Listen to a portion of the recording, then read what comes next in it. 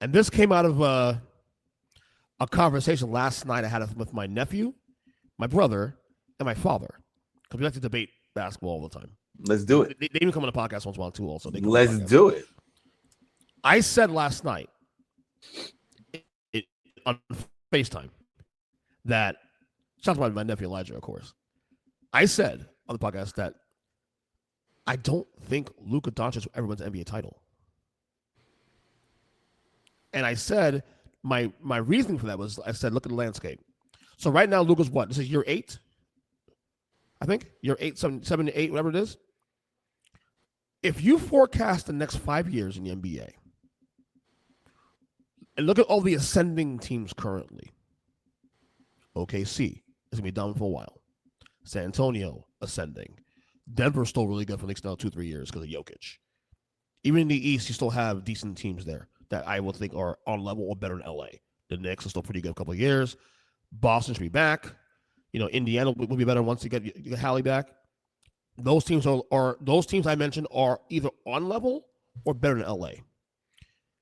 And unless there's a move out there to be made to improve the Lakers roster, and even then, because of the kind of player Luka is, he's someone that really does not play well with other stars. Now, the LeBron thing is weird because I think that's an anomaly because LeBron has adjusted his game to make it work.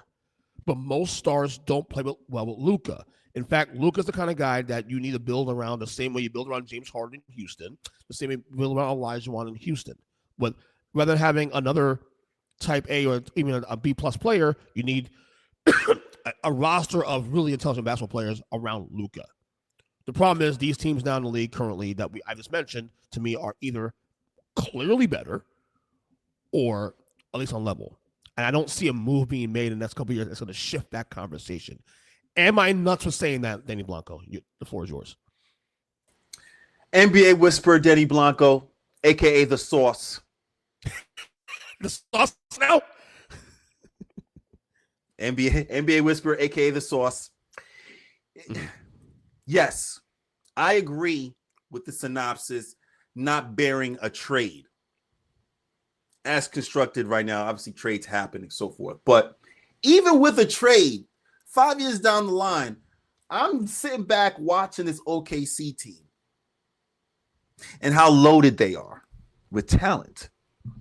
And they can still be adding talent based on their draft picks that they've hoarded from some of these wild trades.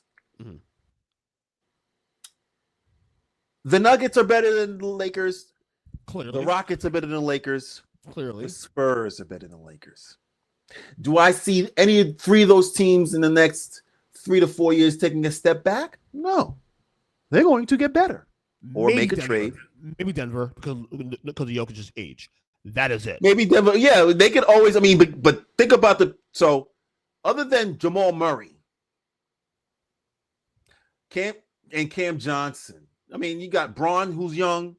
You have you got a mix of old and young on that roster. So it's just a matter of tweaking another young player to play with Joker. And his was funny too. You think Joker can't play till he's 40? It's very possible he can. Look, what does Joker do athletically that's like, oh, Joker, please just don't hurt yourself now. Nothing. Exactly. He does nothing athletic. It works in his favor. His style of play works in his favor. The style of play Joker, he can play till he's 50.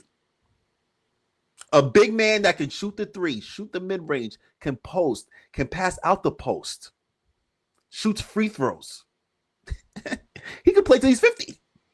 And let's be clear, bigs aren't the big men like Joker aren't coming out the NCAAs or even overseas like that.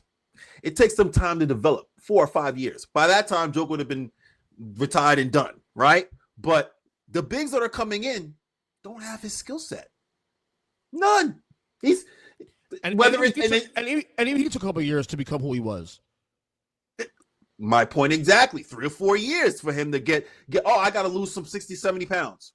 I have to be lighter on my feet. I have to develop a jump shot. I have to develop a 3-point shot. all that. And then I sit back and I'm looking at the Thunder and their front line. And then I'm sitting back and I was talking to Randy J. Cruz about who they just lose to. I said Thunder is 26 and 2. The Thunder is 26 and 2. They have 2 losses. The 2 losses of the team, the two teams that beat them, Portland, San Antonio. 2 teams where the front line is tall, lanky, can get after it when it comes to height. I say that, and I'm looking at, okay, who can beat Thunder in a 7-game series? The Nuggets, front line. The Rockets, front line. The Spurs, front line. But to answer your question, circling back with Luka, yeah, I don't see him winning a chip unless he gets traded from the Lakers. It's not a bad take. See?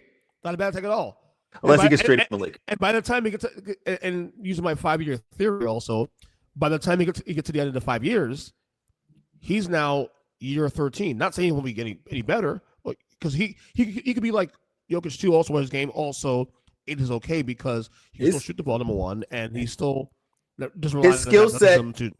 Yeah, his skill set does not require athleticism. If you haven't paid attention, his skill set, there's nothing with same skill set that Joker has, but obviously a smaller player, and then also too, teams have to be comfortable with Luka not playing defense.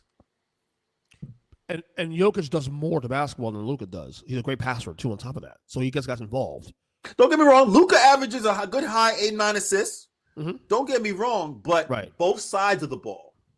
Your Joker's going to be defensive rebounder. He's going to be the long outlet passer. So he affects the game, Joker, more on both sides of the ball than Luka. Luka's more of an offensive effector on offense. Defensively, not so much. Right. Does Chris Paul get one last shot?